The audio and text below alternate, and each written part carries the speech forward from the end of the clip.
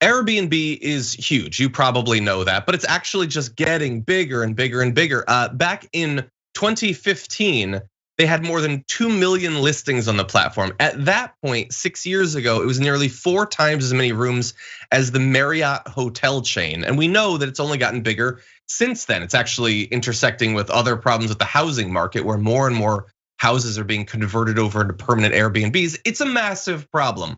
And it's a multifaceted problem. I want to focus on one aspect of it, which The Guardian has done some great reporting on. That is racism in Airbnb. Now, it might not be immediately clear how this would manifest, but it's a huge issue, and it's been an issue for absolutely years.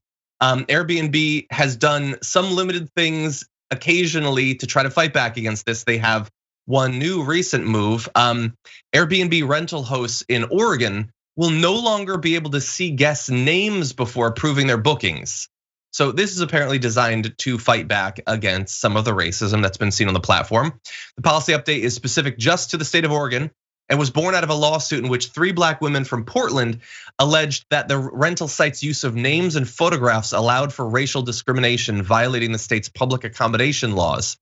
That suit was settled back in 2019, and starting on the 31st of this month, Airbnb says that hosts in Oregon will only see a guest's initials until their booking is confirmed, only after which their full name will be visible.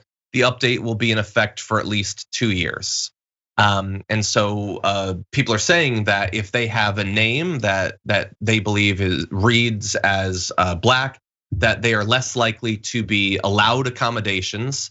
And this is a very multi-years after the lawsuit's effort to fight back against this. Interestingly, only in Oregon, Nina, and I feel like that sort of racism might not be limited to Oregon, perhaps. I feel like it might go beyond maybe like Washington, maybe into a little bit of California a little bit. I don't know, what do you think? I think you're onto something, John. How about the United States? I mean, they need to initiate that policy all across the country. And certainly there have been studies over the years of social scientists really studying this, and the outcome has been, or what they discovered was that yes, some people make judgments based on your name. Like even when people are applying for jobs, if your name was too ethnic and it may have revealed that you were African American or another person of color, the risk of your resume going into file 13 was very real. There's conversations even to this day in the African American community about how we name our children, and must we be subjected? I mean, this is real, and people might not think about this all the time, but should the African American community be subjected, as we often are, to even making a decision on naming your child and making sure that name is not too ethnic to protect them into the future? And that's pretty sad. We see Crown laws, are on the books now. And if people don't know what those are, to protect African American, it primarily was born from the discrimination the African Americans face, particularly African American women, for how they wear their hair. If they're not wearing it Eurocentric, or if they have locks, and African American men too, they want to wear afro. But that was born from the discrimination and bigotry that the African American community faced. And now it can benefit all people, that folks should be able to wear their hair the way that they want to wear their hair, and it should not be judged or measured on some Eurocentric standard of beauty. And so, yes, newsflash, that happens with names as well. Yeah, 100%.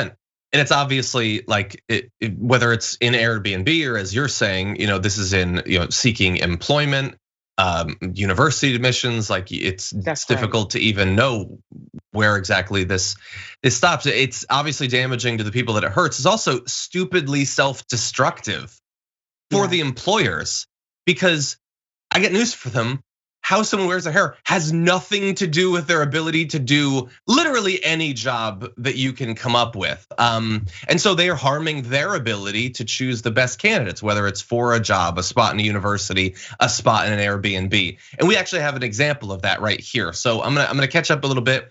In 2015 and 2016, there was a hashtag Airbnb while black, where people talked about their experiences with racism while using the platform. Some people, black users, were saying that they would change their names online or use generic profile photos, post photos of white individuals so that they can get these bookings. It reminds me of recent stories of people who are having their homes assessed having like white friends come over for the assessor to be there for. And they find that they actually have a significantly higher assessment of their home value. Absolutely insane racism. So how does this actually affect the racists? A 2016 Harvard Business School study found that requests from guests with distinctively African-American names are roughly 16% less likely to be accepted than identical guests with distinctively white names. But what they found was hosts pay a price for their bias. When hosts rejected a black guest, they only found a replacement about a third of the time. And so they're missing out on days renting their Airbnb, stupidly allowing their racism to stop them from getting the money that is the entire point that they're on Airbnb for. By the way, they also found that this works in reverse. Black hosts generally earned less money because people would discriminate against hosts that have names or pictures that identify them as black. So, man, it's just, and like the whole time this is happening, and there's a social movement fighting back against it. A corporation is doing a little bit to try to ameliorate it. Universities are investigating it, Nina. You have all these people in positions of power that are like, yeah, but Obama got elected, and so I feel like we moved past. We're in a post-racial, right? We're in a post-racial society. Yeah. Are you flipping kidding me? And I have some elders in my life, and they actually, well, we all have elders in our life, but they live in California. And hearing you talk about this, they want to, scale down their house. They're getting up in age, and so they want to, get into a smaller place. They have beautiful art, John, beautiful Afrocentric art everywhere. And the missus said, you know what, we're gonna have to take all of that artwork off of our walls before we show our house. Ugh. And when I say it's beautiful, I mean, walking through their home, you feel like you are in an art museum. They put so much love into what they picked to put on their walls. But just the very thought, did y'all hear what I just said? They got to take their stuff off their walls to sell their house to make sure that they can get the best price possible. Yeah. We're such irrational creatures. Jesus. The art isn't gonna be there after you buy it. Like, why would that influence you, you maniac? I don't understand people. But it does. Like the assessor thing is true. That is madness. It is. Well, we're humans. And these are the microaggressions, that African Americans have to go through on a regular basis. And until someone like you, that us having these kinds of conversations, people just kind of forget that extra stress that is on a black person just because they are black.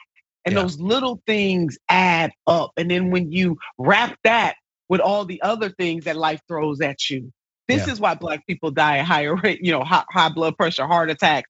All of those microaggressions really do add up, John. It's stressful as hell. It really is. And at the expense of going along, I apologize, but like when we, every once in a while, there's like an effort to get some people to understand the concept of privilege, and like intellectually dishonest right-wing pundits will fight back saying, well, I didn't do this. I didn't establish, like a sundown town, or I didn't have slaves. Yes, but you don't have to worry when you try to book a room on Airbnb that your name, Charlie Kirk, is gonna make racists block you from having, like, that is what privilege is about. By its very nature, you don't have to have done anything. I don't have to take down my art when I try to sell my house. My stupid Lord of the Rings posters aren't gonna cause people to not buy the house. That's what privilege is like. It doesn't have to be active necessarily.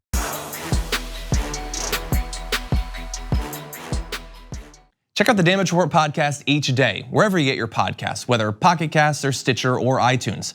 You can join me as I give you the news and stories you want, with a range of co-hosts and interview guests jumping in on the fun each day. Again, that's the Damage Report, wherever you get your podcasts. And if you get them at iTunes, don't forget to rate and review. Sometimes I'll read them live on the show.